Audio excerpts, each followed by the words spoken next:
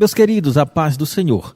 Hoje daremos continuidade ao segundo dia de exposição bíblica do livro de 2 Coríntios. Hoje, dos capítulos 5 ao 9. Hoje é a continuação da descrição do ministério de Paulo, pelo qual foi dividido em tópicos.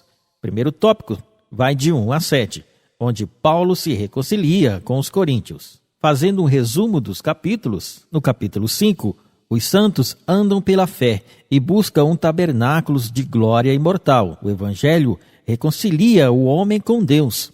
Os ministros de Deus levam a palavra de reconciliação ao mundo. Dos versos de 1 a 5, neste parágrafo, Paulo apresenta uma perspectiva cristã da morte física. O corpo físico é um tabernáculo, a tenda terrestre que está se gastando. O corpo espiritual é um edifício, o templo, eterno e celeste. Os santos gemem neste corpo, querendo ser revestido da vida eterna.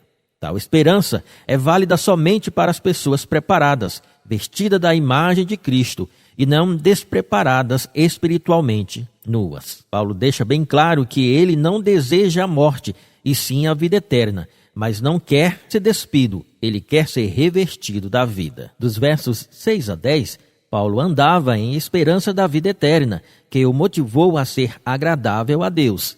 Todos nós seremos julgados pelas coisas feitas no corpo. Dos versos 11 ao 17, Paulo pregava com convicção, persuadido da mensagem de Cristo. Ele não confiava nas aparências da carne, e sim na verdade do coração. Outros julgavam louco, mas ele continuava servindo a Deus. Os que estão em Cristo são novas criaturas. Então, o que Paulo quer dizer ao escrever sobre estar em Cristo e alguém ser uma nova criação? Então, Paulo usa a expressão em Cristo quando escreve sobre os diversos aspectos de nosso relacionamento com Jesus Cristo, como Senhor e Salvador. Essas duas palavras compreendem uma breve, porém profunda declaração do significado da redenção do Salvador, na qual inclui o seguinte: a segurança do cristão em Cristo, que suportou no seu corpo o castigo de Deus contra o pecado.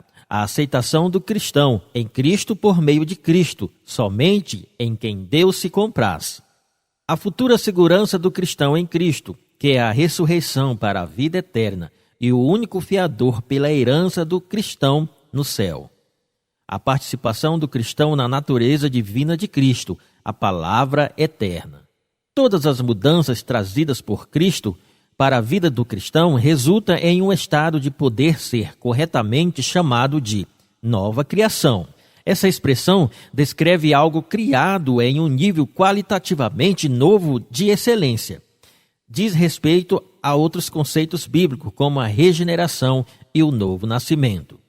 Essa expressão abrange o perdão dos pecados do cristão, pagos pela morte substitutiva de Cristo. Dos versos 18 ao 21, o trabalho de Paulo era o ministério da reconciliação, promovendo a paz entre Deus e os homens. No capítulo 6, Paulo falou da reconciliação, disse que Cristo nos reconciliou e que deu o ministério da reconciliação aos seus embaixadores.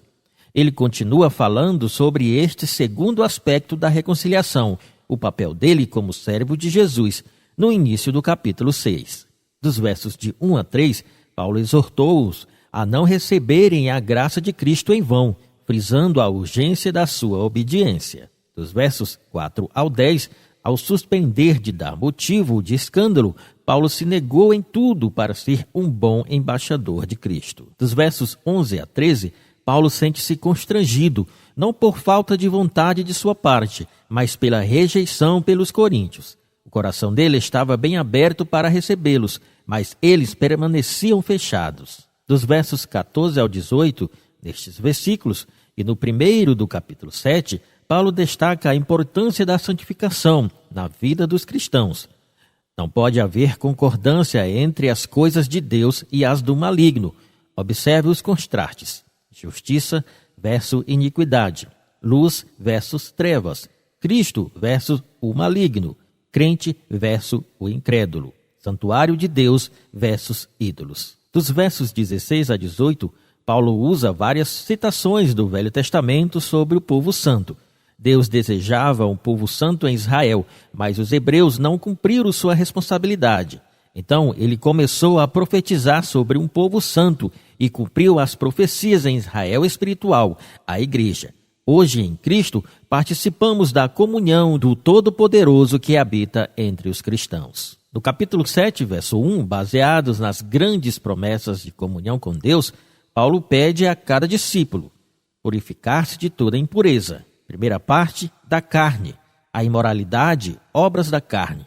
Parte B, do espírito, idolatria, doutrinas e práticas erradas. Segundo, aperfeiçoar a santidade em reverência e respeito para com Deus. Nos versos de 2 ao 4, Paulo volta a falar sobre os problemas entre ele e os coríntios. Ele pede que abram seus corações, afirmando que ele sempre agia em boa fé e sinceridade. Dos versos 5 ao 16 do capítulo 7, ao deixar Éfeso após um tumulto iniciado por Demétrio, conforme Atos capítulo 19, Paulo partiu para Troade para encontrar Tito, conforme o capítulo 2, versos 12 e 13. Entretanto, estava tão ansioso por notícias de como os coríntios haviam respondido à carta severa, que não conseguia ministrar lá, embora o Senhor tivesse aberto uma porta, conforme os capítulos 2, 12 e o capítulo 7, 5. Então partiu para a Macedônia para procurar por Tito, conforme o capítulo 2, verso 13. Para imenso alívio e alegria de Paulo, Tito o encontrou com a notícia de que a maioria dos coríntios havia se arrependido da rebelião deles contra Paulo, conforme o capítulo 7, verso 7. Suficientemente sensato para saber que algumas atitudes rebeldes ainda existiam às escondidas, que poderia irromper novamente. Conforme isso, Paulo escreveu esta carta, embora tendo uma expressão de alívio e alegria diante do arrependimento deles, a preocupação principal foi defender seu apostolado. A tristeza segundo Deus pelo pecado leva ao arrependimento.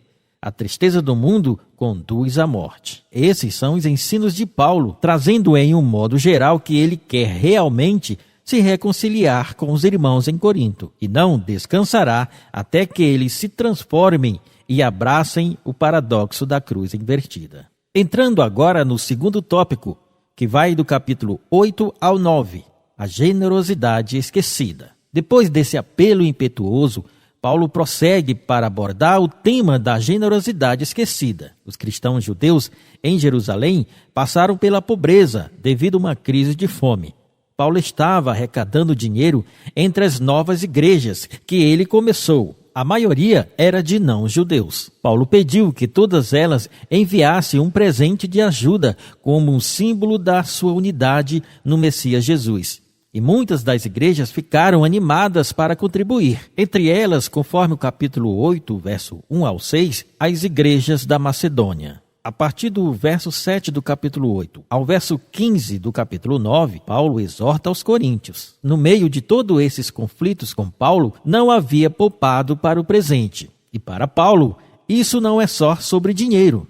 É um sinal de que os coríntios não foram transformados pelo Evangelho de Jesus, que na sua essência é uma história de generosidade. Paulo diz: você conhece a generosa graça do Senhor Jesus, o Messias, que embora fosse rico, por nossa causa se tornou pobre, para que através de sua pobreza você pudesse se tornar rico. Conforme o capítulo 8, verso 9. Aqui, ele conta a história do Evangelho através de metáforas financeiras, que Jesus se rebaixou para morrer como um escravo pobre, para que outras pessoas arruinadas pelo pecado e pela morte pudessem ser exaltadas e se tornassem ricas por meio da graça de Deus. Paulo aborda que ser um cristão é permitir que essa história entre profundamente em seu coração e é deixar que ela o transforme em alguém mais generoso, mas disposto a partilhar a sua vida e os seus recursos para auxiliar o próximo. Amém, né, queridos?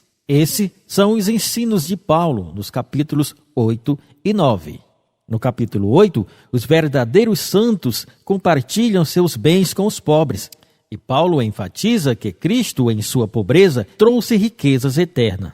No capítulo 9, Deus ama e recompensa o que doa com alegria. Paulo dá graças a Deus pelo seu dom inefável. E que possamos, irmãos, na prática, mostrar o verdadeiro amor que há em Cristo em nossas vidas. Amar uns aos outros, ajudar, uns aos outros, assim como Cristo fez por nós. Que Deus abençoe no dia de hoje. Até amanhã, se Deus quiser.